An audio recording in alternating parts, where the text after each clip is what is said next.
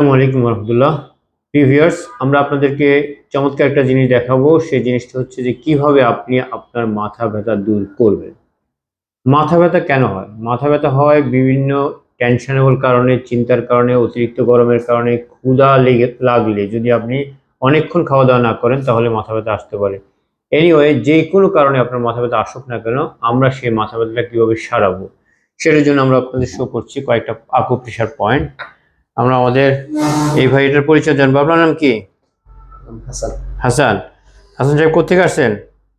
আসছি মোহাম্মদ। মোহাম্মদপুর থেকে আসছে। আমরা ওনাকে দেখাবো কিভাবে মাথা ব্যথা যদি ধরে তাহলে আপনি এখানে প্রেস করতে পারেন, অর্থাৎ বুড়ো আঙ্গুল এবং সাদা আঙ্গুলের মাঝখানে যে মাংস জায়গাটা, ভি এর জায়গাটা, এখানে এসে আপনি প্রেস করতে পারবেন। প্রেস করলে আপনার একটু কষ্ট হতে পারে, কষ্ট লাগে, একটু পেইনফুল জায়গা।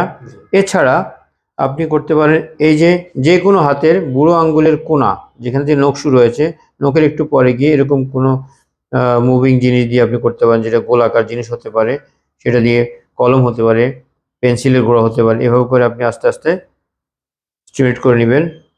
এভাবে করে 30 থেকে 35 সেকেন্ডের মধ্যে আপনার মাথা ব্যথার মধ্যে আরাম চলে আসবে। তো এ হচ্ছে মাথা ব্যথার বিষয়। এছাড়া আপনি মাথা ব্যথা এখানে প্রেস করতে পারেন, এখানে প্রেস করতে পারেন, মাথার তালুতে প্রেস করতে পারেন। তাছাড়া সাইনাস জাতীয় যদি মাথা ব্যথা হয় তাহলে আপনি এখানে প্রেস করতে পারেন। এছাড়া আপনার যদি কানের লতিতে, এটা হচ্ছে আমরা আকুপ্রেশারের হিসাবে ব্রেইন বলে থাকি, এইখানে আপনি প্রেস করতে পারেন, এখানে প্রেস করতে পারেন। এতে মাথা ব্যথাটা অনেকটাই লাঘব হয়ে যাবে, অনেকের একদম ছেড়ে দিতে পারে। তারপরে আরেকটা ব্রিদিং টেকনিক আপনি অ্যাপ্লাই করতে পারেন, সেটা হচ্ছে যে ডান হাতের বুড়ো আঙ্গুল দিয়ে ডান নাকটা বন্ধ করে দিবেন,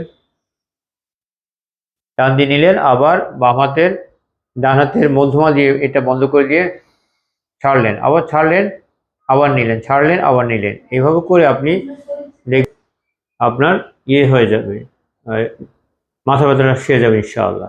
তাহলে আজকে মাথা ব্যথা এই পর্যন্তই। আপনাদের যদি আমাদের এই টিপসটা ভালো লাগে আপনারা শেয়ার করবেন, কমেন্ট করবেন, লাইক করবেন, তাহলে আমরা ভবিষ্যতে আরও টিপস আপনাদের দিব। আসসালামু আলাইকুম।